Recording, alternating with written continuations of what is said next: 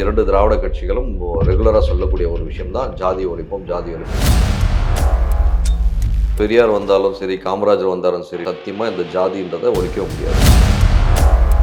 பஞ்சாயத்து தலைவர், ஊராட்சி தலைவர் என்ன சொல்கிறாரோ அதுபடி தான் வந்து அங்கே இருக்க மக்கள் ஓட்டு போடுவோம். அப்படி மீறி ஓடு போட்டால்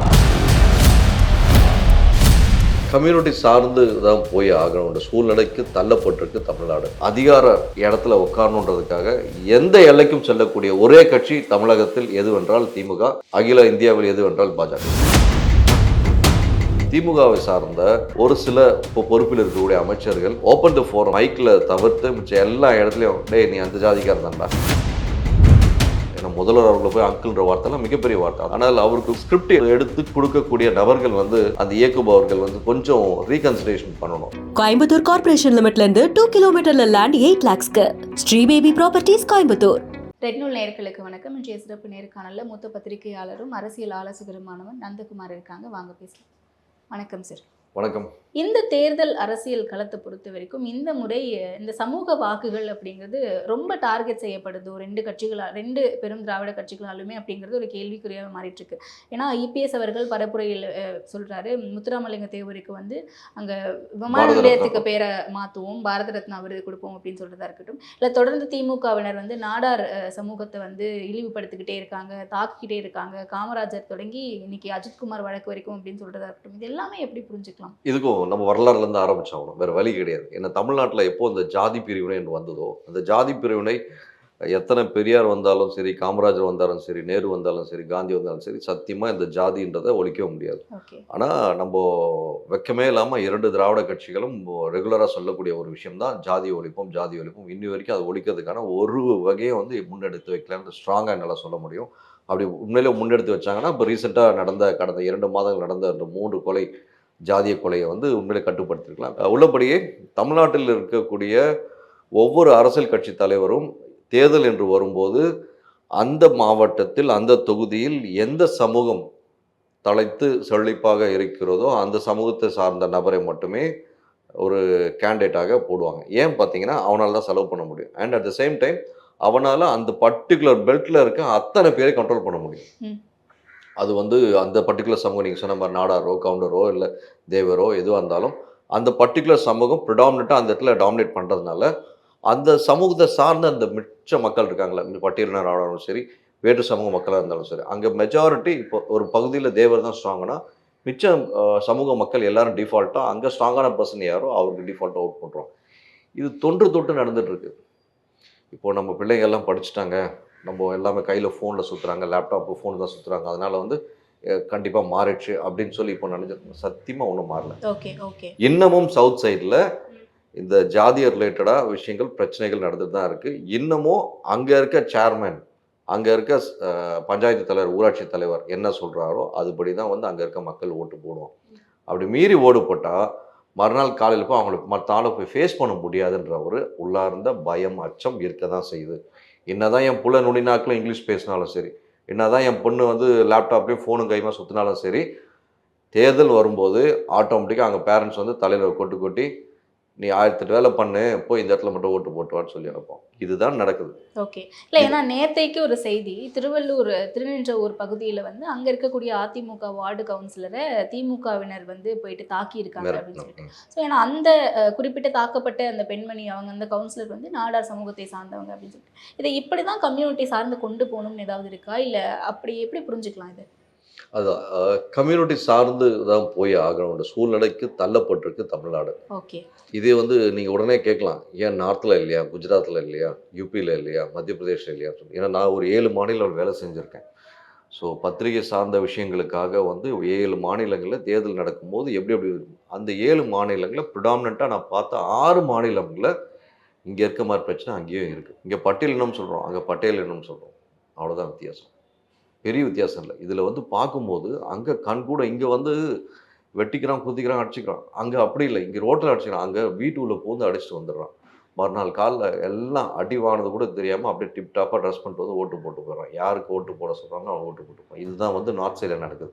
இவங்க உள்ளபடியே வந்து அப்படி இப்படின்னு சொல்லி மூடி மறைச்சிக்கலாம். பட் ஃபேக்ட்ஸ் அண்ட் ஃபேக்சுவல்ஸ் வச்சு பார்க்கும்போது இந்த ஜாதியம், மதம் இந்த ரெண்டுமே தமிழ்நாட்டில் இன்னமும் தலைவிரிச்சி ஆடுது. சரிங்களா? ஸோ இந்த பர்ட்டிகுலர் சமூகம் வந்து இந்த ஒரு ஏரியாவில் ஸ்ட்ராங்குனா அவன் தலைவன் சொல்கிறது மட்டும்தான் கேட்டாகும், அதுபடி தான் நடந்தாகும். ஓகே. கவனிப்பான இதுக்கு மாற்றா ஒன்று பார்க்கும்போது நம்ம என்ன பண்ணலாம்னா, இளைஞர்களின் எழுச்சி. இப்போ ஜல்லிக்கட்டு மாதிரி ஒரு விஷயங்கள் நடந்தது இல்லையா? இதுக்கு வந்து ஒரு மிகப்பெரிய எழுச்சி வரணும். எழுச்சி வந்து அட் த சேம் டைம் எல்லா இளைஞர்களும் ஃபஸ்ட்டு ஒரு வைக்கக்கூடிய கோரிக்கை என்னவா இருக்கணும்னா, ஒவ்வொரு மாவட்டங்கள்லையும், ஒவ்வொரு தொகுதிகள்லையும் நீங்கள் கேண்டிடேட்டை நிறுத்தும்போது, ஒரு பர்ட்டிகுலர் சமூக சார்ந்த பர்சனை பார்த்து வைக்காதீங்க. அப்படின்ற விஷயத்த முதல்ல பறைசாற்றி, ஒரு நல்ல ஒரு போராட்டம் சொல்வதை விட, ஒரு நல்ல ஒரு பேரணியை தொடர்ந்தால் நல்லாக இருக்கும்ன்றது என்னோட பார்வை. ஓகே. ஏன்னா ரீசெண்டாக திமுக தொடர்ந்து நாடார் சமூகத்து மேலே ஒரு தாக்குதலை ஏற்படுத்திட்டே இருக்காங்க அப்படின்னு சொல்கிறாங்க. இதற்கு உதாரணமாக தான் நேற்று நான் சொன்ன இந்த இன்சிடென்ட். ஆமாம். அதுக்கப்புறமா காமராஜர் வந்து ஏசி இல்லாமல் தூங்க மாட்டார் அப்படின்ற மாதிரி திருச்சி சிவா அவர்கள் சொன்ன விஷயம். தொடர்ந்து அஜித்குமார் அது வழக்கு. ஒரு கேவலமான விஷயம். அதுதான். திருச்சி சிவா இது அவர்கள் எல்லாமே வந்து கனெக்ட் பண்ண முடியுமா சார் நம்மளால? நிஜமாவே அந்த சமுதாய மக்களை தாக்குறாங்களா? தாக்குறாங்க என்பதை விட ஒரு பயாஸ்டான ஃபீல் ஃபேக்டர் கொண்டு போயிட்டாங்க. எதுக்காக? என்ன ரீசன்? கரெக்ட்.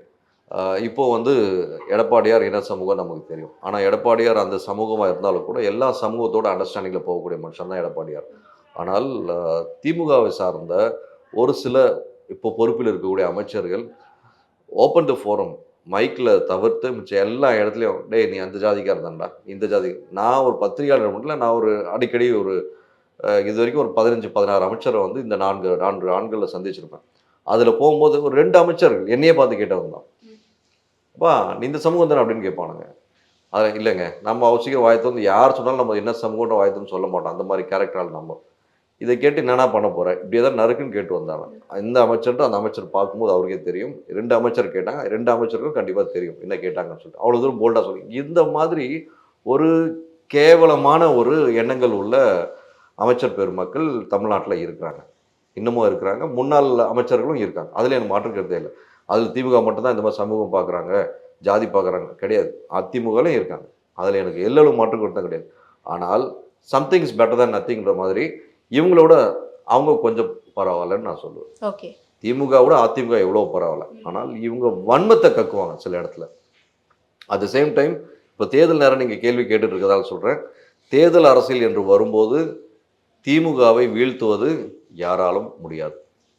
அதை என்னால் ஸ்ட்ராங்காக சொல்ல முடியும். ஏன்னா ஒரு அதிகார இடத்துல உட்காரணுன்றதுக்காக எந்த எல்லைக்கும் செல்லக்கூடிய ஒரே கட்சி தமிழகத்தில் எதுவென்றால் திமுக, அகில இந்தியாவில் எதுவென்றால் பாஜக.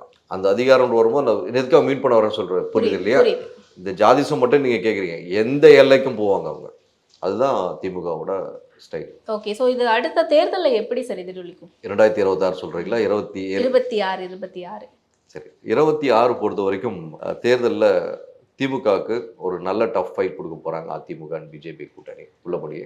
அண்ட் டிசம்பர் எண்ட் இல்லை ஜனவரிக்குள்ளே இப்போதைக்கு இருக்க சூழல் வச்சு பார்க்கும்போது, ஏன்னா திரு விஜய் அவர்கள் ரீகன்சிடரேஷன் ஃபேக்டருக்கு வந்திருக்கதா நமக்கு தகவல் கிடைச்சிட்ருக்கு ரீசெண்ட் டேஸாக, இந்த 2வது 3வது சுற்றுப்பயணத்துக்கு அப்புறம்.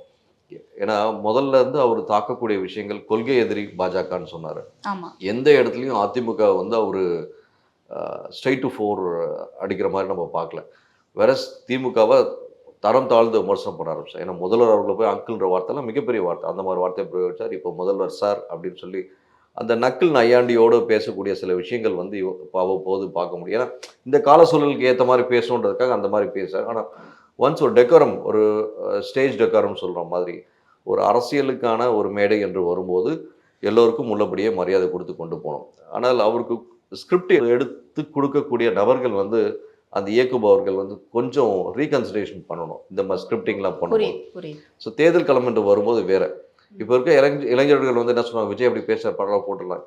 பெரும்பாலான பெண்கள் ஓட்டு வரதுக்கான வாய்ப்புகள் இருக்குது, மாற்று கருத்து இல்லை. ஆனாலும் டிசம்பர் எண்டு ஜனவரிக்குள்ளே ஒரு சேஞ்சஸ் வர சான்சஸ் இருக்குது. Maybe Vijay can gel with ஏடிஎம்கேன்ற மாதிரி இருக்குது. கோயம்புத்தூர் கார்ப்பரேஷன் லிமிட்ல இருந்து 2 கிலோமீட்டர்ல லேண்ட் 8 lakhsக்கு ஸ்ரீ பேபி ப்ராப்பர்ட்டிஸ் கோயம்புத்தூர்.